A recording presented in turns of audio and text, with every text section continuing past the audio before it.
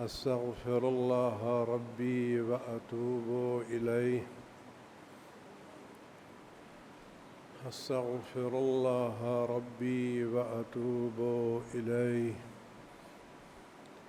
أستغفر الله ربي وأتوب إليه. أعوذ بالله السميع العليم من الشيطان اللعين الرجيم.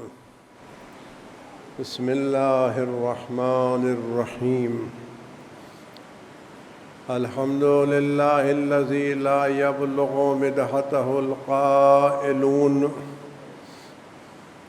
ولا يحصي نعماءه العادون ولا يؤدي حقه المجتهدون الذي لا يدركه بعد الهمم ولا يناله غوص الفتن جلت عظمته.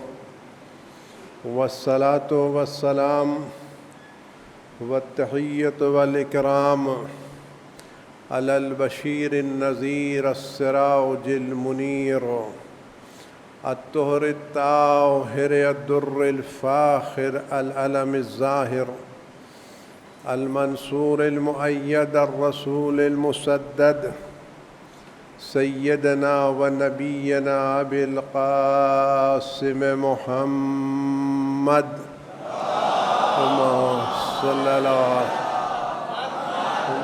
آل محمد وعلى آله الطيبين الطاهرين المعصومين المظلومين الذين أذهب الله عنهم الرجس وطهرهم تطهيرا.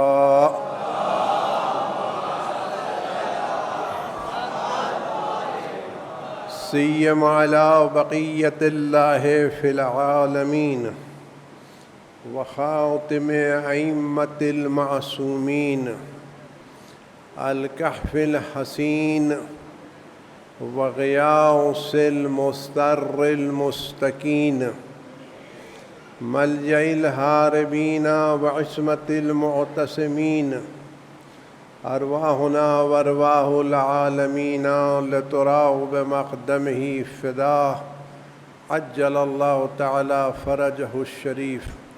واللعنة الدائمة الباقية على أعدائهم وقتلتهم وغاصب حقوقهم أجمعين. أما بعد يا عباد الله أوصيكم ونفسي بتقوى الله. ألا وإن الدنيا قد أدبرت وآذنت ببداع وأن الآخرة أقبلت وأشرفت باطلاع. ألا وإن اليوم المزمار وغدا السباق السبقة الجنة والغاية النار. أفلا طائب من خطيته قبل منيته العامل لنفسه قبل يوم بوسه. عزیزان گرامی، ماہ مبارک شعبان ہے اور یہ مقدس مہینہ حضرت رسول خدا صلی اللہ علیہ وآلہ وسلم سے مخصوص بہذا شہر نبی کا سید رسول کا شعبان الذی حفظتہ منک بالرحمت والرضوان. کہ یہ سید رسول سردار مرسلین کا مہینہ ہے شعبان، جس کو خدا بند عالم نے رحمتوں سے اور اپنی رضا سے گھیر رکھا ہے. ہمارے یہاں خوشی کا مطلب آزادی نہیں ہے. اسلام میں اور دین اہل بیت میں خوشی آزادی کا نام نہیں ہے، بلکہ خوشی خدا بند عالم کی مزید عبادت کرنے کا نام ہے. ہمارے کیا جتنے بھی خوشی کے دن ہیں، ان تمام خوشی کے دنوں میں خدا بند عالم کی طرف سے کچھ نہ کچھ مخصوص اعمال رکھے گئے ہیں. نمازیں ہیں، روزے ہیں، دعائیں ہیں. یعنی یہ جو تمہاری چھٹی کا دن ہے یہ چھٹی کے دن گھومنے میں تفریح میں نہ گزرے، بلکہ چھٹی کا دن خدا کی عبادت میں گزر جائے، تاکہ جو میں بقیہ دنوں میں جو فرصت نہیں ملتی ہے، ان دنوں سے فرصت استفادہ کرتے ہوئے خدا کی بارگاہ میں قربت حاصل کر لو۔ لہذا یہ مہینہ دعاؤں کا مہینہ ہے۔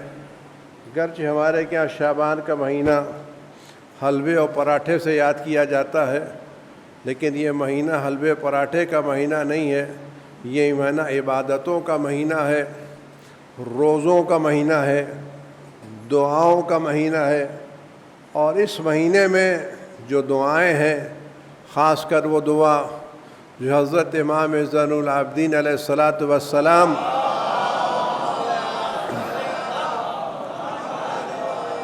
روزانہ نماز ظہر کے بعد زوال کے وقت پڑھتے تھے، اللہم صلی علی محمد وآل محمد شجرۃ النبوۃ و موضع الرسالہ۔ یہ دعا ہمیں اپنی نماز ظہر کے بعد پڑھنا چاہیے۔ بہترین صلوات ہے آل محمد علیہ الصلاۃ والسلام پر۔ ہمارے کیا یہ رائج ہونا چاہیے کہ ہم ہر ظہر کی نماز کے بعد اس صلوات کو پڑھیں۔ اس کے بعد مناجات شعبانیہ ہے۔ یہ مناجات کے بارے میں ائمہ معصومین علیہ الصلاۃ والسلام اس مناجات کو پڑھا کرتے تھے۔ مناجات یعنی خدا بند عالم سے گفتگو کرنا، خدا بند عالم سے راز و نیاز کرنا، اپنے دل کی باتیں خدا سے کہنا۔ یہ دعا یہ مناجات اپنے مطالب کے اعتبار سے، اپنے مفاہیم کے اعتبار سے بہترین مناجات ہیں۔ اللہم صلی علی محمد وآل محمد واسم دعائی اذا دعوتک واسم ندائی اذا ناجیتک فقد حربت الیک ووقفت بین یدیک۔ دعا آپ ایک ایک جملے کو دیکھیں، کس طرح سے یہ دعا انسان کو خدا کی بارگاہ میں قریب سے قریب تر کرتی ہے۔ تو یہ دعائیں معصومین سے نقل ہوئی ہیں۔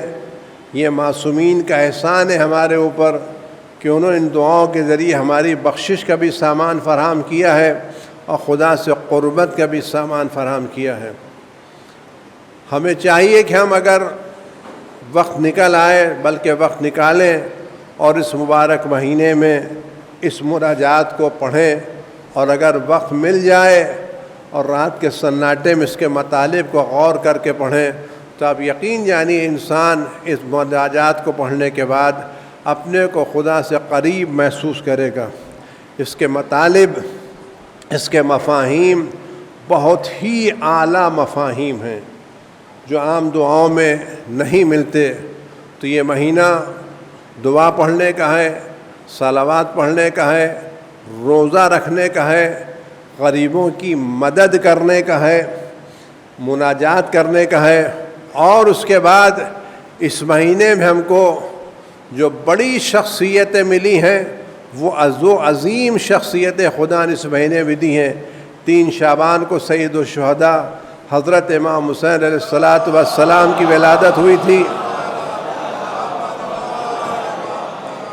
اور اس کے بعد اس مہینے میں روایتوں کے جناب ابو الفضل عباس کی ولادت ہے، جناب علی اکبر کی ولادت ہے، جناب زین العابدین علیہ السلام کی ولادت ہے۔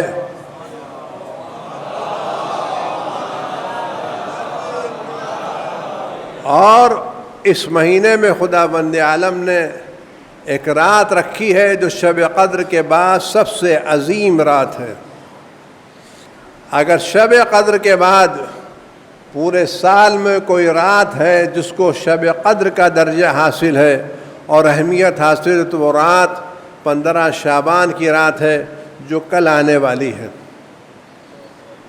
اور ان دونوں راتوں میں مناسبت یہ ہے کہ شب قدر میں اللہ نے قرآن صامت نازل کیا ہے جو آج تک باقی ہے، اور 15 شعبان میں خدا بند عالم نے قرآن ناطق نازل کیا ہے جو آج بھی باقی ہے۔ تو یہ قرآن بھی آج باقی ہے اور وہ قرآن بھی آج باقی ہے۔ اس 15 شعبان کے بارے میں امام حسین علیہ الصلاۃ والسلام کی مخصوص زیارت ہے۔ اور اس زیارت کے بارے میں عجیب روایت ہے. واقعاً اگر انسان کو فرصت ملے اور اس دن کربلا میں گزار فرماتے ہیں جو شخص یہ چاہتا ہے کہ 1,24,000 انبیاء اس سے مصافحہ کریں. روایت ہی نہیں کہ جو جائے گا وہ انبیاء سے مصافحہ کرے گا. جو چاہتا ہے کہ انبیاء اس سے مصافحہ کریں اسے چاہیے کہ نیمہ شعبان کی رات میں امام حسین کی قبر پر حاضری دے. یعنی جو شخص نیمہ شعبان کی زیارت کربلا جا کے کرے گا اس کو انبیاء علیہم السلام سے مصافحہ کرنے کا شرف ملے گا، بلکہ انبیاء علیہم السلام اس سے مصافحہ کریں گے. یہ عظیم مرتبہ ہے. روایت میں نہیں کہ یہ جا کے انبیاء اس زائر سے مصافحہ کریں گے جو اس دن کربلا میں حسین کی قبر کے پاس موجود ہوگا. یہ فضیلتیں ہیں اس مبارک مہینے کی. اور اس مبارک مہینے میں سب سے عظیم نعمت ہمارے امام حضرت حجت ابن الحسن عسکری صلوات اللہ السلام علیہ کا روز ولادت ہے. امام عصر کی ذات اقدس آپ یقین جانیے اس وقت ہمارے مذہب کی حقانیت کی ایسی جیتی جاگتی دلیل ہے جو کسی کے پاس نہیں ہے. یہ وہ نعمت ہے جو اللہ نے صرف اور صرف ہم کو عطا کی ہے، کسی کو نہیں دی ہے. آپ یقین جانیے روئے زمین پر مشرق سے لے کے مغرب تک، جنوب سے لے کے شمال تک، زمین سے لے کے آسمان تک، آپ ہر جگہ چلے جائیں، اگر کوئی قوم ہے جس کے پاس ایک زندہ معصوم امام موجود ہے وہ صرف اور صرف ہم ہیں.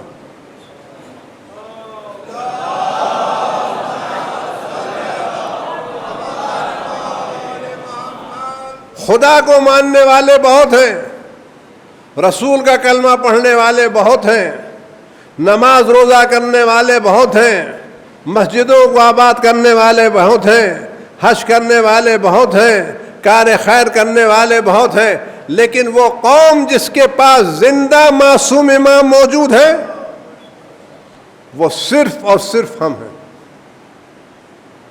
خدا نے یہ دولت کسی کو نہیں دی ہے. اور یہ امام کا وجود ہمارے مذہب اثنا عشری کی حقانیت کی دلیل ہے. یہ ایسی دلیل ہے جس کو کوئی رد نہیں کر سکتا.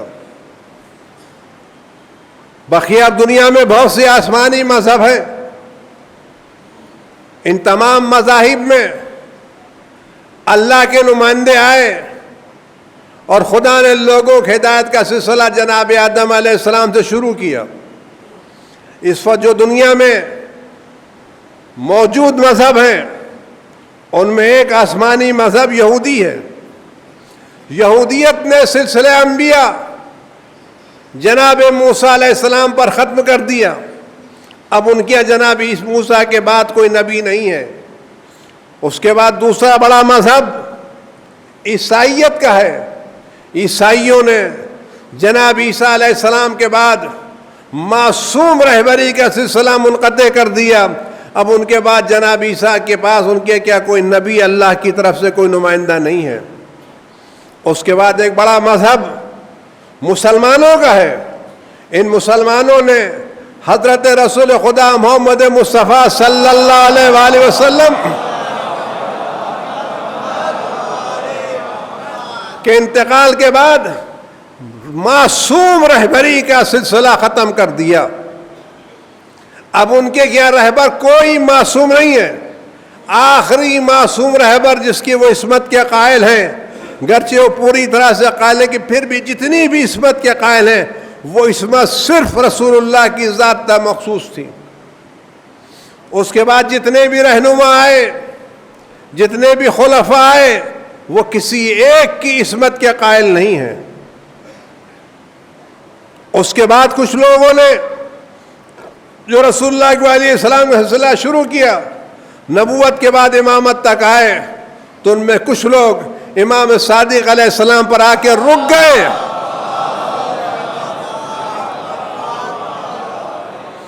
اب ان کے یہاں دائی تو ہیں، رہبر تو ہیں، لیکن کوئی ایک امام صادق جیسا معصوم نہیں ہے، سب ختم ہو گئے۔ لیکن اگر آج ایک ایسا مذہب ہے کہ جس نے جو سلسلہ رہبری جناب آدم سے شروع کیا تھا، وہ سلسلہ رہبری اسی شان و شوکت کے ساتھ، اسی آب و تاب کے ساتھ، اسی عصمتوں کے ساتھ اگر کسی کے پاس معصوم رہبر موجود ہے تو وہ صرف قوم میں اثنا عشری ہے اور کسی کے پاس محفوظ نہیں ہے۔ میں صرف یہ پوچھنا چاہتا ہوں ساری دنیا سے، اور آپ بھی پوچھیں کہ جب دنیا میں آبادی صرف 4 آدمیوں کی تھی، ایک جناب آدم، ایک جناب حوا، ایک جناب حابیل اور دوسرے قابیل، جب 4 آدمی اس دنیا میں تھے تو خدا نے ان 4 آدمیوں کو بغیر معصوم رہبر کے نہیں چھوڑا۔ جب دنیا میں صرف 4 آدمیوں کی آبادی تھی اور میں سے خود ایک معصوم تھا، ایک ان کی زوجہ تھی جو جنت میں رہ کے آئی تھی، خالی 2 آدمی تھے جو دنیا میں پیدا ہوئے تھے، ایک حابیل ایک قابیل۔ ان 4 آدمیوں کو، بلکہ ان 3 آدمیوں کو خداوند عالم نے بغیر معصوم رہبر کے نہیں چھوڑا، بلکہ ان کے لیے اپنی طرح نمائندہ معین کیا۔ تو جب 3 آدمیوں کی دنیا کو خدا نے بغیر رہبر کے نہیں چھوڑا، تو اس وقت جب دنیا آدمیوں سے بھری ہوئی ہے تو کیا خداوند عالم اس بھری ہوئی دنیا کو معصوم رہبر سے چھوڑ دے گا؟ کیا خدا کی یہاں پارٹی بازی ہے یا خدا کے کارخانے میں کمی ہے؟ بتائیں تو صحیح، کیوں لوگوں نے عصمت کا دامن چھوڑ دیا؟ اس لیے چھوڑ دیا کہ وہ جن کو لانا چاہتے تھے ان میں سے کوئی معصوم نہیں تھا، اور ہم نے عصمت کا دامن اس لیے نہیں چھوڑا کہ ہمارے کیا ایک کے بعد دوسرا معصوم ہم کو ملتا چلا گیا۔ ہمیں رسول کے بعد علی ملے، علی کے بعد حسن ملے، حسن کے بعد حسین ملے، حسین کے بعد زین العابدین ملے، زین العابدین کے بعد محمد باقر ملے، محمد باقر کے بعد جعفر صادق ملے، جعفر صادق کے بعد مصعب بن جعفر الکاظم ملے، امام کاظم کے بعد امام علی رضا ملے، رضا کے بعد تقی جواد ملے، تقی جواد کے بعد علی نقی ملے، علی نقی کے بعد حسن عسکری ملے، اس کے بعد سے آج تک حجت ابن الحسن عسکری صلوات اللہ سلام علیہ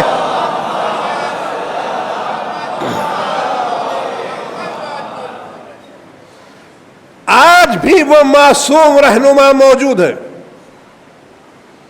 اور یہ ہماری خوش قسمتی ہے کہ کسی قوم کے پاس اتنا عالی شان، اتنا رفیع المکان رہنما نہیں ہے جو ہمارے پاس ہے۔ یہ رہنما کون ہے؟ یہ رہنما ہوا ہے جب پیغمبر اکرم حضرت محمد مصطفیٰ صلی اللہ علیہ وآلہ وسلم معراج پر تشریف لے گئے، اور پوری داستان معراج آپ سن لیں تو خدا نے پوچھا پیغمبر سے، پیغمبر تم اپنے بعد اپنے اولیاء کو، اپنے جانشینوں کو دیکھنا چاہتے ہو؟ عرش کی ہاں۔ کہ پیغمبر عرش کی طرف نظر کر کے دیکھو۔ پیغمبر فرماتے ہیں کہ جب میں نے خدا کے حکم سے نیچے دیکھا تو دیکھا 12 رہنما نور کی حالت میں عرش کے اوپر موجود تھے، ایک سے ایک نورانی، ایک سے ایک مقدس تر، ایک سے ایک عالی تر، لیکن ان باروں کے درمیان میں نے ایک کو دیکھا جو قیام کی حالت میں تھا، جس کا نور سب سے زیادہ روشن تھا، کأنہ کوکب دری، ایک روشن ستارہ تھا۔ میں نے خدا سے پوچھا پیغمبر اللہ یہ بتا یہ قیام کی حالت میں کون ہے جو سب سے زیادہ نورانی ہے؟ آواز آئی پیغمبر یہ تمہارا آخری جانشین حجت ابن الحسن العسکری ہے۔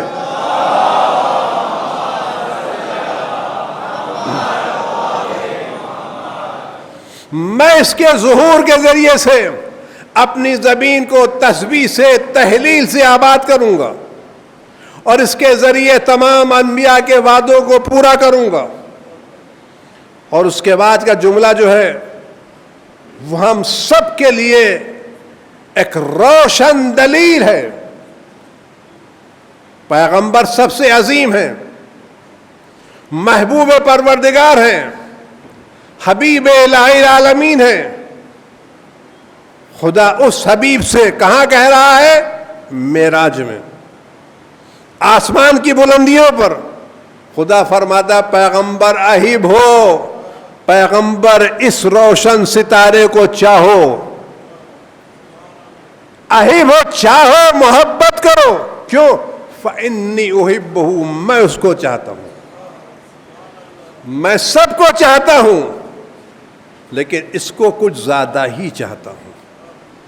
تم میری بارگاہ میں محبوب ہو، تم میری بارگاہ میں عزیز ہو، اگر تم یہ چاہتے ہو میں تمہیں اور زیادہ چاہنے لگوں اور میری نظروں میں تمہارا درجہ اور زیادہ بلند ہو جائے، اہب ہو تو اس کو چاہو۔ اس کے فإنی احب من یحبہ، پیغمبر میں اس کو چاہتا ہوں، تم بھی اس کو چاہو، اور میں اس کو چاہوں گا جو اس کو چاہے گا۔ احب ہو فإنی احبہ وأحب من یحبہ۔ آج اگر ہم چاہتے ہیں کہ خدا کی بارگاہ میں ہم بھی محبوب قرار پائیں تو ہم اس بارہویں کو چاہیں، دل سے چاہیں، اس کی ولادت کا جشن منائیں، گھروں میں چراغاں کریں، روز ولادت عیدیاں بانٹیں، اس دن کو روز عید قرار دیں۔ واقعاً سب سے بڑی عید اگر غدیر کے پاس ہے تو نیمہ شعبان، کہ اس میں غدیر کا وارث موجود ہے۔ ہم چراغاں کریں، اور وہ تمام پروگرام جو امام کے نام سے منعقد ہو رہے ہیں ان کو بار بار جا کے دیکھیں۔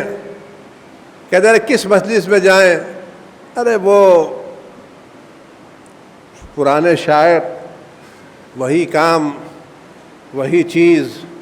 میں کہتا ہوں اگر یہی فلسفہ سب جگہ ہے کہ سب پرانی چیزوں کب تک دیکھیں گے تو آپ کو 2-4 دن کے بعد گھر نہیں جانا چاہیے۔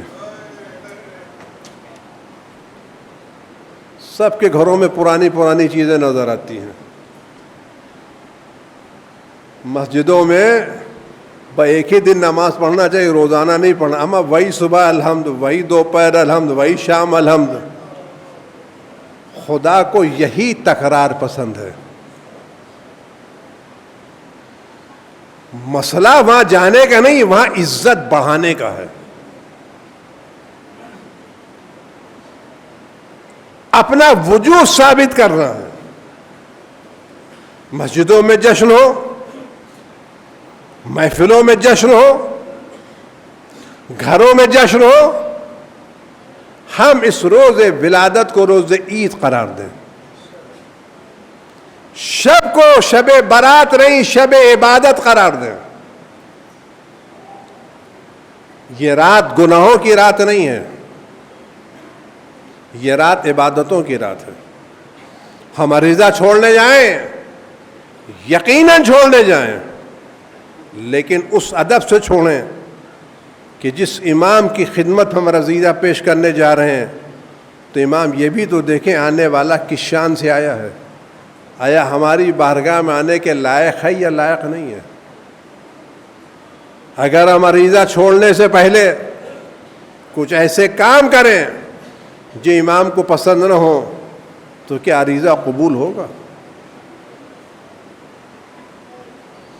میں نہیں کہہ رہا آپ دریا پر نہ جائیں، جائیں، کشتی پر جائیں، مناجات کریں، محفل کریں، لیکن ایسی محفل کریں جس سے سر سے پیر تک آل محمد کی تعلیمات جھلکتی ہوں، ایسی محفل ہو جس سے پڑوسیوں کو تکلیف نہ ہو، ایسی محفل ہو جس میں راستے میں آنے والوں کو تکلیف نہ ہو، ایسی محفل ہو کہ جب وہاں سے ہم ختم کر کے آئیں تو کہیں کہ ادب والے یہاں سے گئے ہیں، کوئی کوڑا کرکٹ یہاں موجود نہیں ہے، یہ کوئی تہذیب یافتہ لوگ تھے جو پروگرام کر کے گئے۔ ہم امام کے روزے ولادت پہ جم کے خوشی منائیں، اور منانا چاہیے۔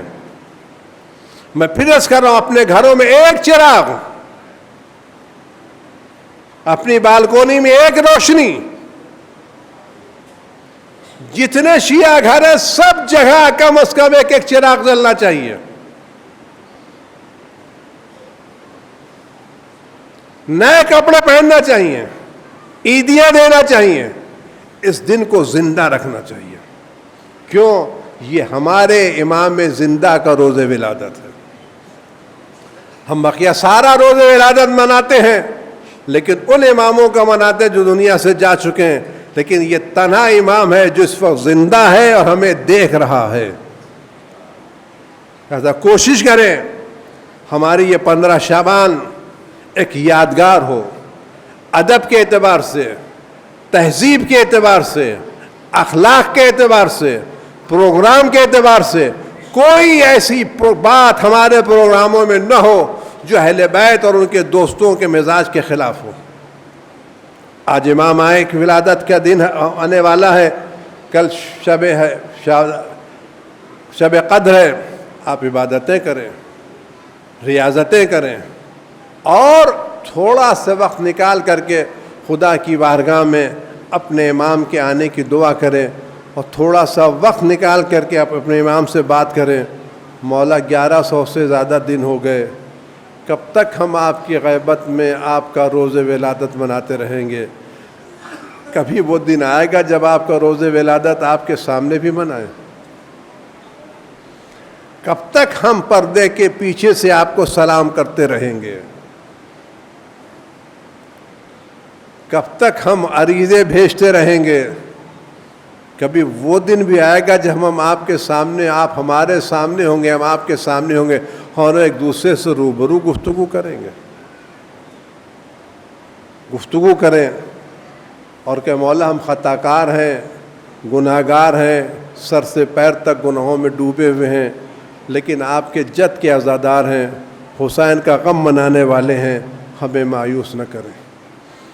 اور اس عہد کے اوپر ہم یہ بھی طے کریں کہ ہم آئندہ سال اپنی قوم کو اچھے افراد دیں گے، پڑھے لکھے لوگ دیں گے۔ ابھی آج مجھے ایک اچھی خوشخبری ملی ہے کہ خود ہمارے قوم کے ڈائریکٹر ہیں، UPSC بورڈ کے ڈائریکٹر ہیں، ان کا کہ دیکھیے 7 اپریل سے لے کر کے 7 مئی تک حج کمیٹے میں UPSC کے امتحان کے ایڈمیشن کے لیے فارم آ گئے ہیں، آپ قبول کیجئے، آپ انٹرویو دیجئے، ہم فری تعلیم دینے کے لیے تیار ہیں۔ تو اللہ نے اپنا بندہ رکھا ہے، وہ آپ سے ریکویسٹ کر رہا ہے، تو آپ اتنا کام کیجئے کہ اس سال بمبئی سے اتنے لوگ نکلیں کہ پوری تاریخ میں اتنے شیعہ کبھی کامیاب نہیں ہوئے تھے۔ اس سلسلے میں نے بھی اقدام کیے ہیں۔ آپ علم کے میدان میں آگے بڑھیے، آل محمد کو عالموں کی ضرورت ہے، پڑھے لکھے لوگوں کی ضرورت۔ بار بار میں نے یہ جملہ مرجع وقت آیت اللہ العظمیٰ سستانی کا اب تک دہرایا ہے، شاید آپ کے دل میں یہ بات اتر جائے۔ وہ بار بار کہتے ہیں میں روزانہ نماز صبح سے پہلے یہ بات ہندوستان کے شیعوں کے لیے خاص کر کے دعا کرتا ہوں، میرا سلام کہنا اور اس سے کہنا میں نہ صرف ہندوستان کے شیعوں کو پڑھا لکھا دیکھنا چاہتا ہوں بلکہ میری تمنا یہ کہ ہندوستان میں سب سے زیادہ پڑھا لکھا شیعہ ہو. اگر کوئی ڈاکٹر ہے تو سب سے نمبر 1 ڈاکٹر شیعہ ہو. انجینئر ہے تو سب سے 1 نمبر انجینئر شیعہ ہو.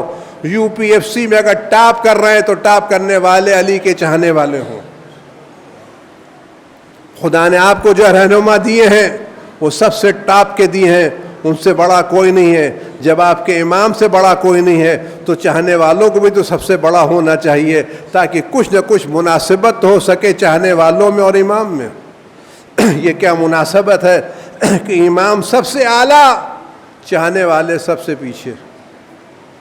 وہ علم میں سب سے آگے, ہم علم میں سب سے پیچھے. وہ اخلاق میں سب سے آگے, ہم اخلاق میں سب سے پیچھے. ارے کچھ تو مناسبت سیکھیں.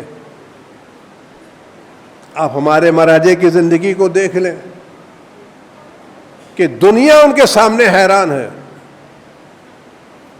واقعاً حیران ہے. یہ ساری سازشیں اگر کہیں دم توڑ دیتی تو مراجع کے سامنے. درہم نے, دینار نے, ڈالر نے, پاؤنڈ نے, بم نے, ایٹم نے سب کو خرید لیا, لیکن اگر ساری دنیا مل کے نہ خرید پائی تو امام میں عصر کے اس بوریا نشین نائب کو جو اپنے گھر میں خاموشی کے ساتھ بیٹھا ہوا ہے, اور کیوں نہیں خرید پائی اور بقیہ کیوں بک گئی, یہ غور کریں آپ. بقیہ سارے مدارس کے علماء بک گئے, ہمارے مکتب کے علماء کیوں نہیں بکے؟ اس لیے یہ وہ تھے جو یتیم تھے, ہم یتیم نہیں ہیں. ہمارے سر پر ہمارا امام موجود ہے جو حفاظت کر رہا ہے.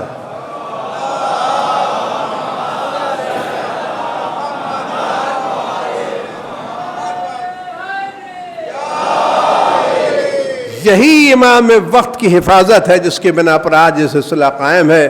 خدا اس سلسلے کو باقی رکھے اور ہمیں توفیق دے ہم ان نائبین امام کی قدر کر سکیں, عزت کر سکیں اور وہ درجہ دے سکیں جو خدا رسول نے ان کو دیا ہے. اعوذ باللہ السمیع العلیم من الشیطان الرجیم. بسم اللہ الرحمن الرحیم. قل هو اللہ احد اللہ الصمد لم یلد ولم یولد ولم یکن له کفوا احد.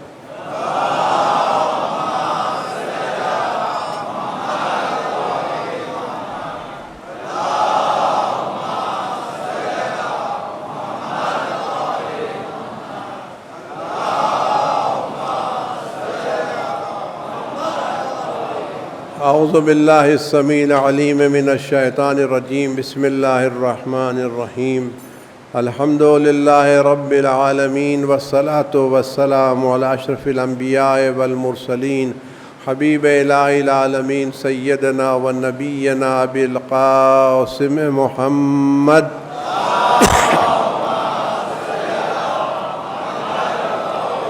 وَلَآلِهِ الطَّيِّبِينَ الطَّاهِرِينَ الْمَعْصُومِينَ سِيَّمَا عَلَى بَقِيَّةِ اللَّهِ فِي الْعَالَمِينَ وَاللَّعْنَةُ الدَّائِمَةُ الْبَاقِيَةُ عَلَى أَعْدَائِهِمْ أَجْمَعِينَ. أعوذ بِاللَّهِ السَّمِيعِ الْعَلِيمِ مِنَ الشَّيْطَانِ الرَّجِيمِ. بسم الله الرحمن الرحيم. إِنَّ اللَّهَ وَمَلَائِكَتَهُ يُصَلُّونَ عَلَى النَّبِيِّ يَا أَيُّهَا الَّذِينَ آمَنُوا صَلُّوا عَلَيْهِ وَسَلِّمُوا تَسْلِيمًا.